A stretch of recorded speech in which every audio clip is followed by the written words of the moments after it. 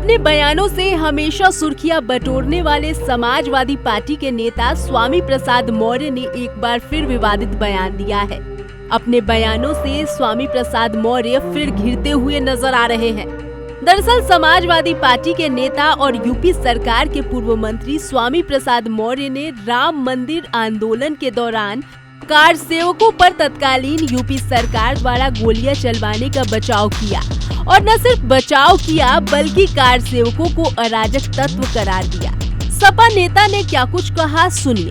जिसमें अयोध्या में राम मंदिर पर घटना घटी थी, वहां पर बिना किसी न्यायपालिका के निर्देश के, बिना किसी प्रशासनिक आदेश के बड़े पैमाने पर अराजक तत्वों ने जो तोड़फोड़ की थी, तत्कालीन सरकार ने संविधान की रक्षा के लिए, कानून की रक्षा के लिए, अमन चैन कायम रखने के लिए उस समय जो गोली चलवाई थी, वो सरकार का अपना कर्तव्य था।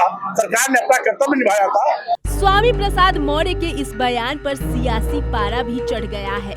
बीजेपी ने स्वामी के इस बयान पर पलटवार कर दिया है।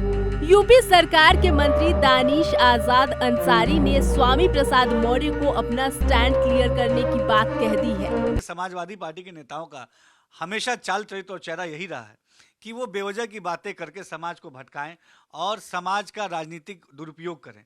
लेकिन आज हमारा समाज विकास की तरफ आगे बढ़ रहा है।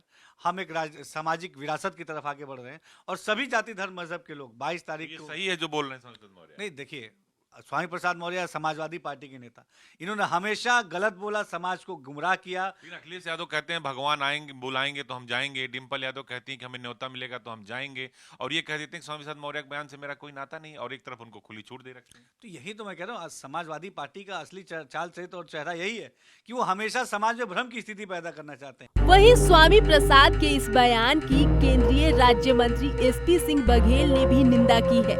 उन्होंने क्या कुछ कहा, सुनिए।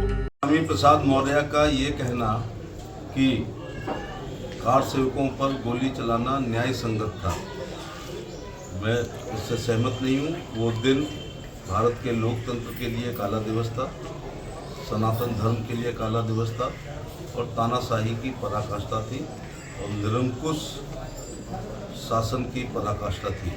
उधर जब बात अयोध्या के राम मंदिर और कार सेवकों की हो तो भला साधु संत भी कहां चुप बैठने वाले थे। सपा नेता द्वारा कार सेवकों पर दिए विवादित बयान को लेकर राजू दास ने तीखी प्रतिक्रिया दी और उन्होंने क्या कुछ कहा, सुनिए। बौद्धिक आतंकवादी स्वामी प्रसाद मौर्य का बयान का पुरजोर विरोध करते हैं, निंदा करते हैं। इसके बयान से सनातनियों में आहत दुख है कि सनातनियों की इस प्रकार से शहीद राम भक्तों के बारे में उन्होंने ऐसी टिप्पणी किया।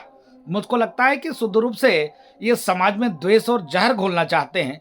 शांतिपूर्वक अयोध्या का मंदिर का निर्माण और इनको जलन, क्योंकि ये बाबर के पैरोकार हैं, बाबर के वंशज हैं। इनको लगता है कि हाय बाबरी, हाय बाबरी, हाय बाबरी, कैसे अयोध्या में शांतिपूर्वक मंदिर का निर्माण हो रहा है। इसको देखते हुए पूरे देश में दंगा फैलाना चाहते हैं। अब हम आपको बताते हैं कि आखिर 33 साल पहले ऐसा क्या हुआ था जिसको लेकर स्वामी प्रसाद मौर्य ने इतनी बड़ी बात बोल दी है।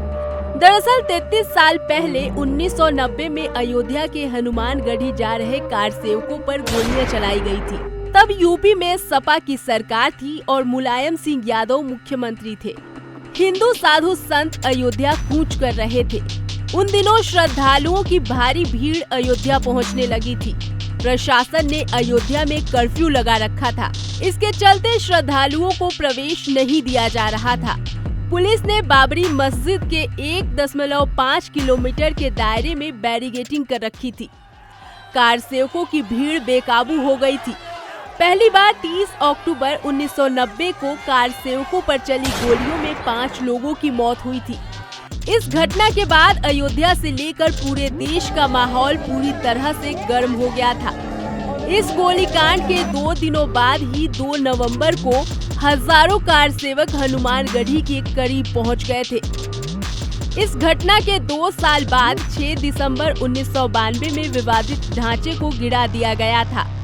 साल 1990 की घटना के 23 साल बाद जुलाई 2013 में एक निजी चैनल में दिए अपने एक इंटरव्यू के दौरान मुलायम सिंह यादव ने कहा था कि उन्हें गोलियां चलवाने का अफसोस है, लेकिन उनके पास कोई अन्य विकल्प नहीं था।